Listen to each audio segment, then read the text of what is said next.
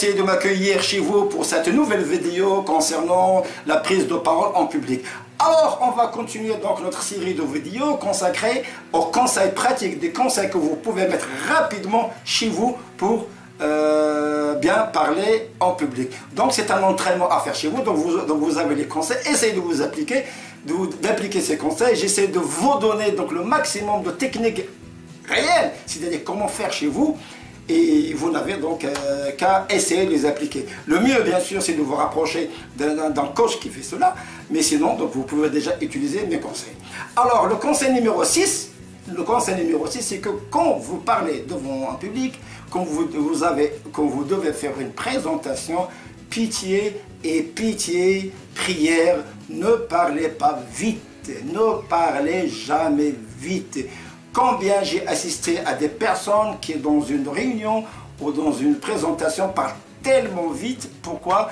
Parce que leur souci est d'en finir rapidement et de terminer rapidement avec cette présentation et d'aller s'asseoir. Or, gravissime erreur, parce que si vous êtes là, si qu'on vous a donné cette occasion de présenter, c'est que vous avez une occasion en or. Et cette occasion, ça ne se rate pas. Pourquoi je vais parler très vite pour aller m'asseoir alors qu'ils m'ont donné cette chance-là? Non et non.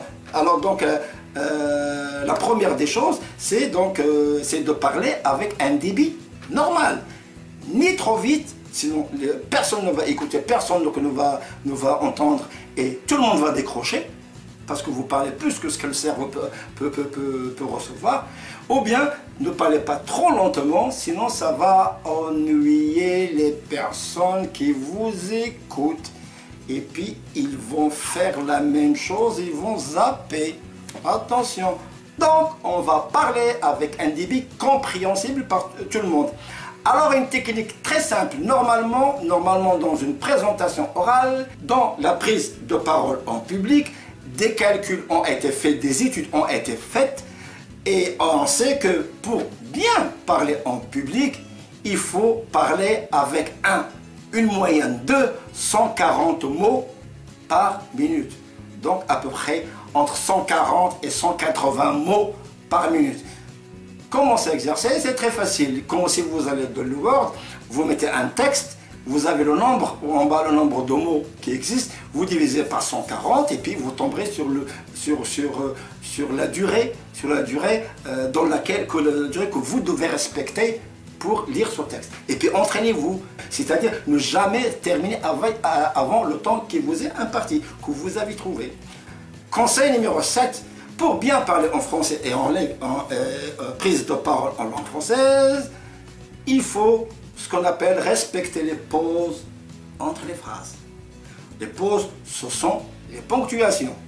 À quoi servent les pauses? Quand vous parlez en respectant les pauses et que vous mettez les pauses dans votre discours, ça a deux avantages. Le premier avantage, ça vous permet de vous, même involontairement, de pouvoir respirer. Parce que dès que vous vous arrêtez pour une pause, automatiquement le cerveau respire, le corps respire. Et secondo, et ce qui est le plus important, c'est quand vous marquez les pauses, ça laisse à l'auditoire le temps d'assimiler ce que vous venez de dire, de mettre les liaisons entre ce que vous venez de dire et ce qui a été dit, et ainsi d'enchaîner normalement vos propos. Si vous allez trop vite, les gens ne comprendront rien. Le conseil numéro 8. Qu'est-ce qu'il faut faire pour améliorer la pratique orale en langue française? Eh bien, si vous voulez vous perfectionner en langue française et dans les techniques de communication, il y a des moyens, bien sûr. Mais le moyen le plus efficace que je propose à mes stagiaires de pratiquer, c'est d'abord d'essayer de parler le maximum français avec les collègues qui vous entourent. C'est-à-dire, si par exemple vous avez des amis, essayez de communiquer avec eux. Si vous avez par exemple, je parle là aux personnes dont le français n'est pas la langue maternelle.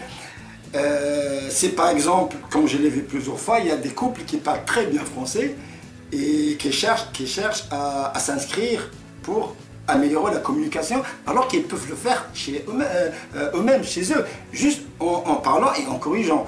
Pour améliorer les communications en langue française, c'est d'abord parler le plus souvent le plus souvent donc en cette langue, et surtout, quand vous êtes dans un groupe, parlez le français dans un groupe.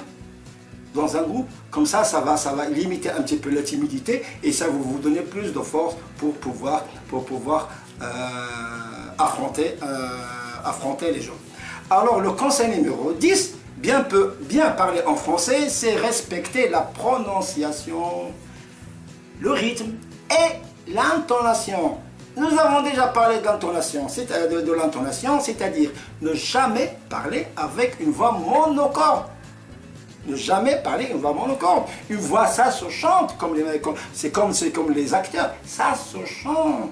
On passe de l'aigu, de grave à l'aigu, au moyen, etc. Et surtout, ça balance, ça reste pas monocorde.